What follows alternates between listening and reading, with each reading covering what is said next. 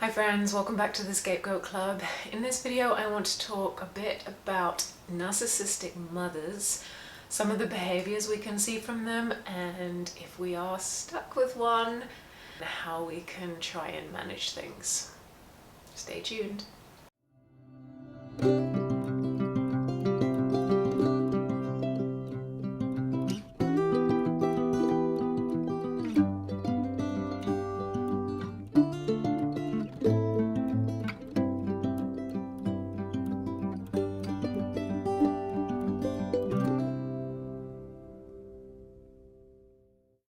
Hey friends, so I want to talk a bit about narcissistic mothers, and I realized that it is going to depend on the type of narcissist that your mother is. So there are obviously the big differences between covert and overt narcissists, and so the kind of behaviors you might see from a narcissistic mother may or are likely to be impacted by the type of narcissist they are. But I in my research, I was seeing that there are some trends that seem to be a bit more common to mothers rather than fathers. Obviously, there's always exceptions to the rule, and I also think that maybe some of these, or a couple of these, might be a bit more related to narcissistic mothers and how they treat their daughters rather than their sons. So, and as always, I hope my videos are hopefully a little bit helpful, a little bit thought-provoking, and also really a discussion point. So if you have a different situation, different experience, or you think I've missed something, please let me know below. So coming back to narcissistic mothers, there seem to be a few traits within the narcissistic playbook that narcissistic mothers can really exhibit. So the first one is a real lack of respect of boundaries. And obviously it comes from that kind of that maternal bond, the fact that the mother and child have this very, very strong and the type of bond that you wouldn't have with any other being in this world. Pretty much it's a physical bond, it's an emotional bond, it's a biological bond. So yeah, really good reasons why that bond is so strong. The problem is that with narcissistic people is that when they don't respect boundaries, they don't really, I don't think they know what boundaries are a lot of the times between themselves and another people. And I think the problem is when this happens in the mother, it's that they don't evolve that bond. They don't look to separate themselves from the child as the child starts to grow up. That said, they will want to separate when it works for them. So it kind of doesn't work, it doesn't make sense, but then that's narcissism for you. But often narcissistic mothers can feel that their child shouldn't have any secrets. They should know everything about their lives. They are entitled and have a right to be in a certain physical space or to spend a certain amount of time with their child, maybe even make decisions and have a say around what the child does with their time, with their work, with their partners. So in this case, the mother really struggles to see that the child is an independent person and has the not only the right, but the need to go out and make their own decisions. The emotional connection is very, very strong between a narcissistic mother and a child. The idea that the mother's emotions are dependent on what the child does, and that the child is responsible for keeping their mother happy, or the child is responsible if the mother's sad or upset or angry. Really strong. I can see this is definitely something a father would do as well. I see it, I think, more with mothers, and I could be wrong, again let me know, but with mothers there can be a lot more though of the kind of the victim side of things, and really playing on the idea that they are very dependent on their child. Their well-being is dependent on what their child does.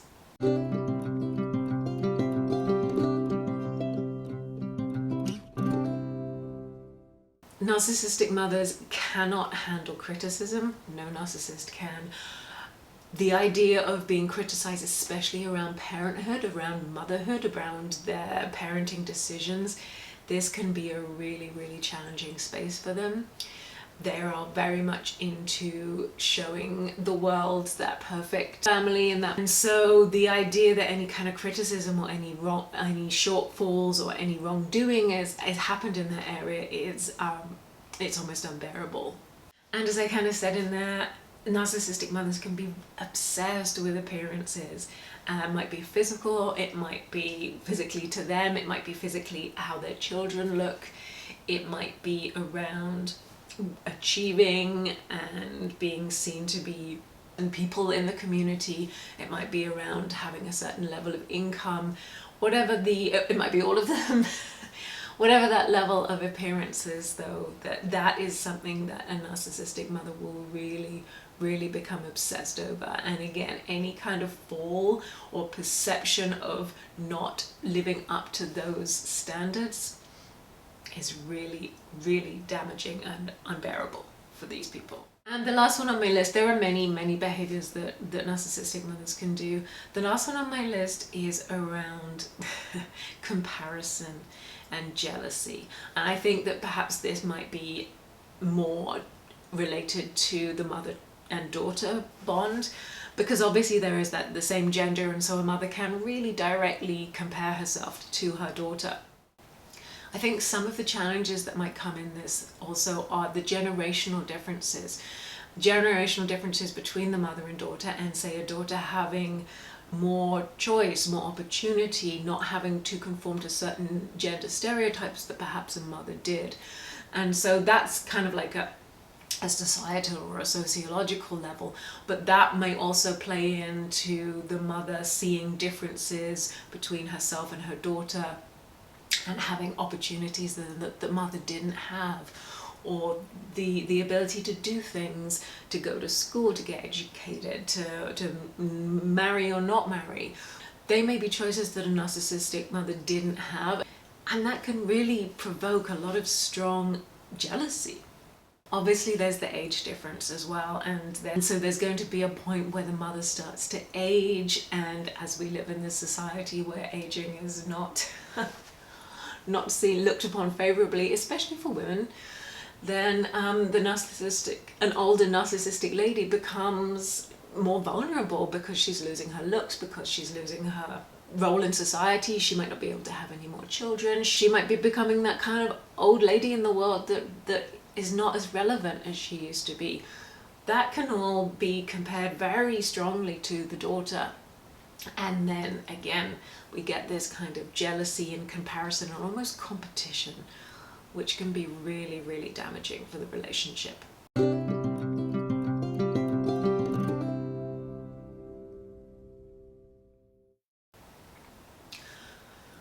So what do you do if you have a narcissistic mother, and how do you handle and how do you manage this as best you can? So every situation is different. Your mother may be narcissistic, but you might be able to live with it. Your mother may be extremely abusive and you can't live with it. Or it could be somewhere in between, and it can change over time.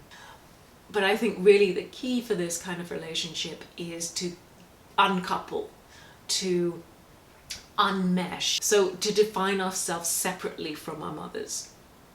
So it means emotionally, potentially physically, maybe financially, putting in barriers to ensure that we are our own independent people, and that we are not an extension of them. Really, we need to understand mentally and on a really deep level that what our mothers are dealing with is not our responsibility. It is our problem, but it's not our responsibility to fix it. We are not there to make our mothers feel a certain way, feel happy about themselves, feel good about themselves. That is not our job. Absolutely, it would be wonderful if we could have a relationship where our presence and the ability to spend time together is positive and brings light into her life or anybody's life.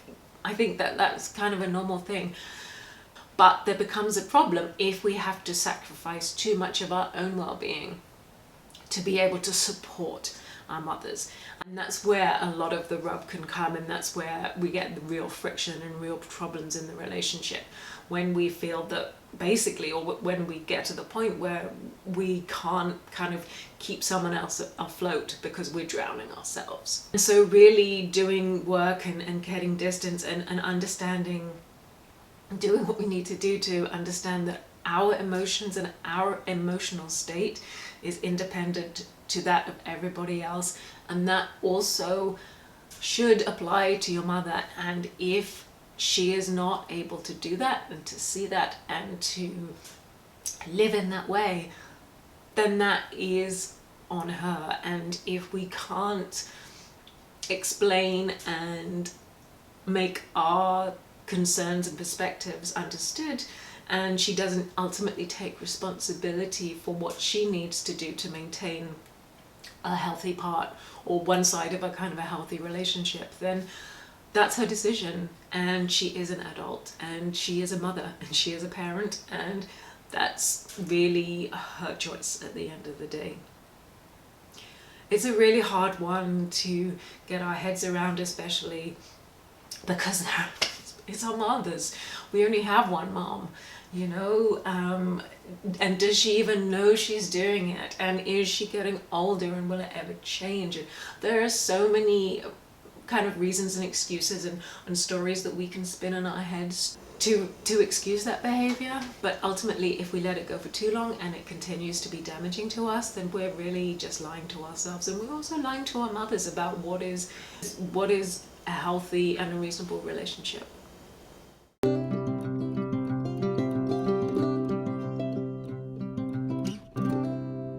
Friends, thanks for spending a little bit of time with me today. I'd love to know what you think. Drop me a line. You can hit the like, you can subscribe to see more. You can check out my website. I've got a blog. I'm getting better at updating it. I'll put a blog down on this, and you can sign up there for updates that I don't really send yet, but I appreciate you all. And who knows when the big announcement might come. Please, friends, take care. This is a hard one, and but we can work through it. We can work through it together. Take care. Bye for now.